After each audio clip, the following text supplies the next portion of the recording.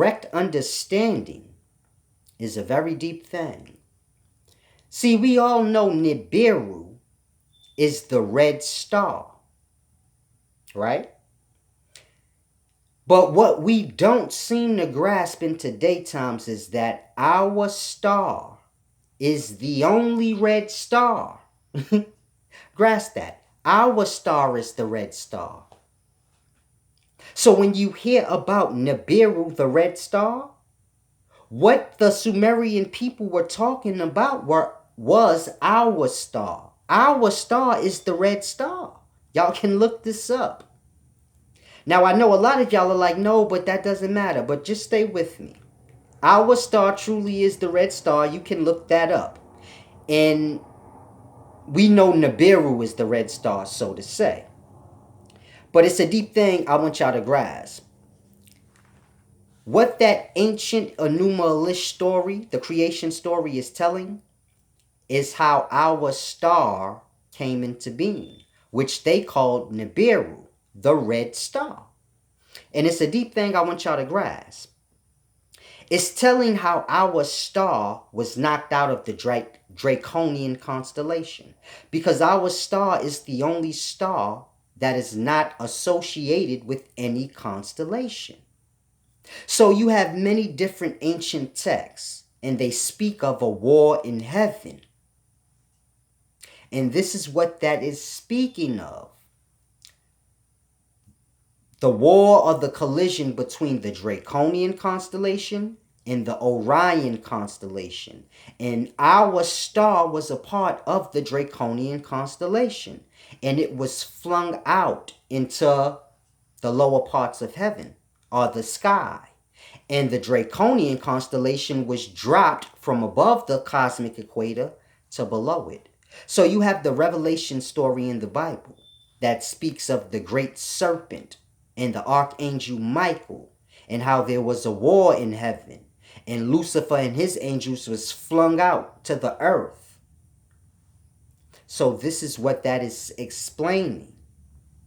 The Draconian constellation, and whatever war happened or collision happened between the Draconian constellation and the Orion constellation. And it explains how and why our star is the only star that is not a part of a constellation. Now, when you're dealing with the Enuma Elish, and you read about how Tiamat fashioned the great serpent that was full of many lights, it is speaking of the Draconian constellation.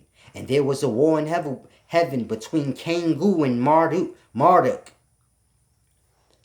It's a simple thing y'all have to grasp. That is explaining our star and how it was flung out from the Draconian constellation to this level of the sky.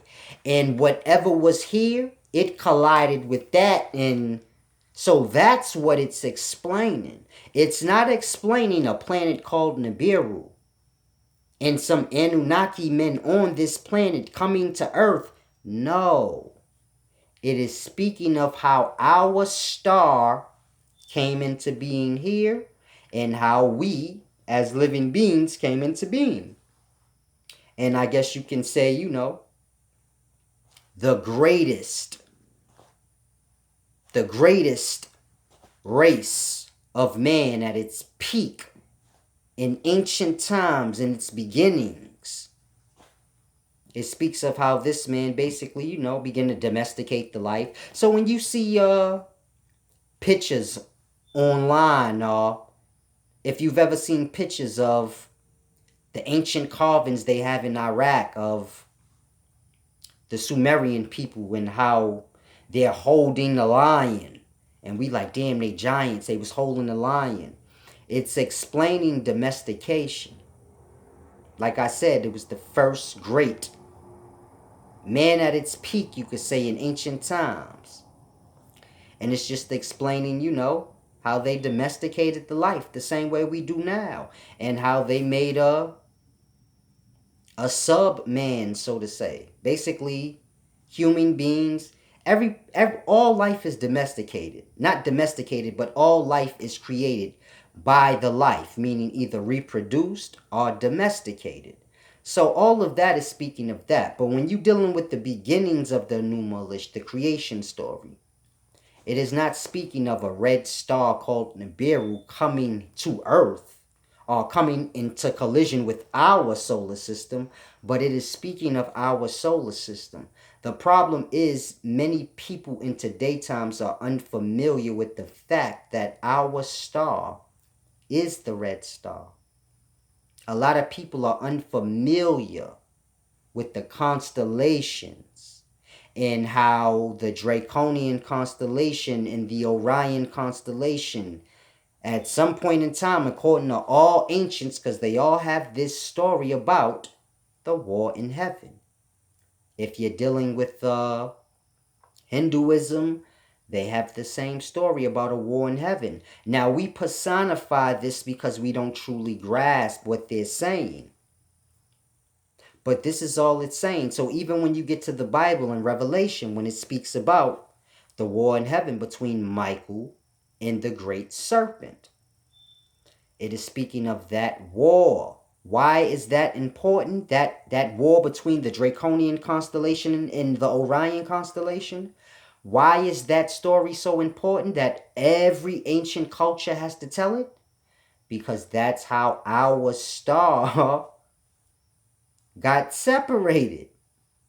Like I said, our star is the only star that's not associated with a constellation. If you're not familiar with what I'm saying, you have a bunch of stars in the sky. These are suns. Now they're all bunched together in what we call constellations. So let's say you have 300 stars clustered together here, creating a shape, or we make a shape of it to say that's that constellation. Then you may have a group of 300 stars over here clumped together, and that's another constellation. So you have a bunch of constellations, which is a group of stars, a nation of stars. And then you have our poor little red star that just floats about in space, floating past these constellations, lonely as fuck. Excuse my language. So it's a deep thing I want y'all to grasp. That's why that story is important. It is just explaining how our star got knocked out of its constellation down to the lower heavens, which is called Earth sky. So that's why they say knock down the earth. And it's a deep thing. That's what the Anuma Elish is speaking of. And this is how you get that story in the Bible in Revelations, because the Bible is just an update of the Enuma Elish. So we look at all these ancient texts and we say, okay, which one plagiarized which one? None of them are plagiarizing any of them. They are all speaking of life. I'm sorry I'm laughing, but it's funny to me that y'all don't grasp this. But they're all speaking of life in their time. We